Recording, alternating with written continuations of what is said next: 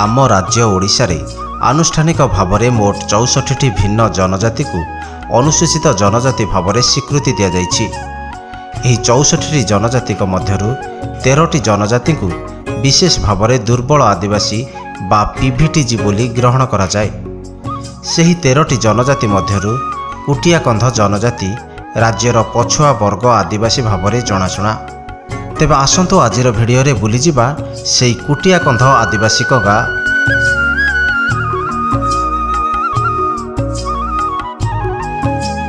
कुटियाकंध आदिवासी गाँ बुली जिबाकू आमे जाइथिलु कंधमाल जिलार बेलघर अंचल को।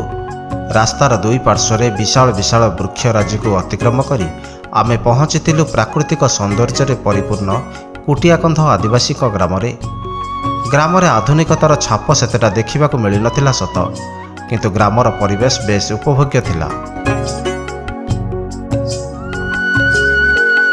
चारिआडे सबुजिमा भरा सुदीर्घ बनानी सहित एक पार्श्वरे सुउच्च पहाड़ बेस सुंदर दिशुଥାଏ। लोक माने निज निजर काम रे व्यस्त रहिथांती। महिला माने किए पानी आणुछि तो आउ केही केही गाधोइबाकू निकटस्थ झरणा को जाउथांती। छोट पिला माने गाँ दांडरे खेलाबुला करुथांती। एसबु दृश्य को आम कैमेरा पर्सन खूब आग्रहर सह निज कैमेरा रे कैद करुथांती। एमाने निजर जीवन जीविका पई मुख्यतः जंगल उपरे एवं जंगलजात द्रव्य उपरे निर्भर करिथांती। एथि सहित समतल अंचल रे चाषबास मध्य करिथांती।